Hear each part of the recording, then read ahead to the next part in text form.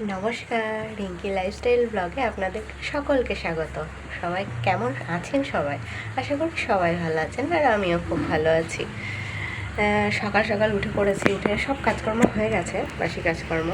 এবার যাবো একটু গাছগুলো যে রয়েছে সেই গাছগুলোর পরিচর্যা করতে, কারণ একটা গাছে প্রচুর পিঁপড়ে হয়েছে। চেষ্টা করছি ছাড়ানোর, ওষুধও দিয়েছি, তারপরেও এখনও পর্যন্ত পিঁপড়েগুলো যায়নি। দেখি কি করা যায়। তো চলুন আপনাদেরকেও দেখাই গাছগুলো। এই যে কাঞ্চন গাছটা অনেকটা বড় হয়েছে, কিন্তু এখনও ফুল আসেনি, জানি না কবে আসবে। আর যেই গাছটার কথা বলছিলাম, এই যে স্থলপদ্ম গাছ, এত পিঁপড়ে হয়েছে, কালকে ওষুধ দিলাম, তারপরে পিঁপড়েগুলো রয়েছে। গাছটা জানি না বাঁচাতে পারবো কিনা। এই যে প্রচুর পিঁপড়ে হয়েছে, শুধু এই গাছটাই এত হয়েছে, বাকি গাছগুলোতে সেরকম হয়নি। এই যে বেল ফুলের গাছে আবারও কড়ি এসেছে।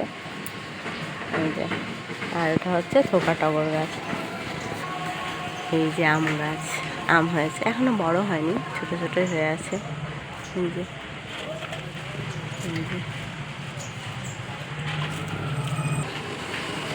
এটা কি ফুল গাছ, কেউ যদি জেনে থাকেন অবশ্যই আমাকে জানাবেন, আমি ঠিক জানি না এটা কি ফুল গাছ। এই যে হ্যাঁ, ফুল হয় খুব সুন্দর কালারের, গোলাপি না বেগুনি কালারের ফুল হয়, কিন্তু আমি ঠিক জানি না কি ফুল গাছ এটা।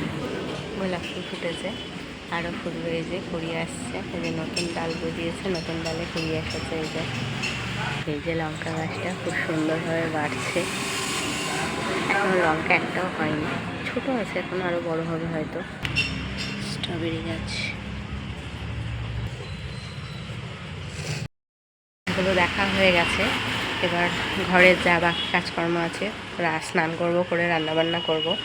আগে স্নান করব, পুজো করব, তারপরে রান্নাবান্না করব। তো আপনাদের সাথেও শেয়ার করব যে আজকে কী করছি, অল্প অল্প করে সবটাই শেয়ার করব। তো যাই, স্নানটা করে নিই আগে। রোদে গরমে পুড়ে গিয়েছিলাম হচ্ছে ব্যাংকে, একটু কাজ ছিল, ব্যাংকের কাজ মেটাতে। এসেই রান্নাঘরে ঢুকে গেছি, প্রচণ্ড গরম পড়ছে। যে আজকে রান্না হচ্ছে ডিম, আর এই যে আলু কষা হচ্ছে, মানে আজকে ডিম কষা করবো, তার জন্য আলুটা কষা দিয়েছি, ডিমটা ভেজে টেজে তুলে রেখেছি। আলুটা একটু কষা হয়ে গেলে তারপরে ডিমটা দেবো। আর এদিকে ডাল রেডি হয়ে গেছে, পেঁয়াজ সম্বর দিয়ে মুসুরির ডাল হয়েছে, ডাল একদম রেডি। এই যে আমের আচার বের করে রেখেছি, আর সাথে টক দই আছে,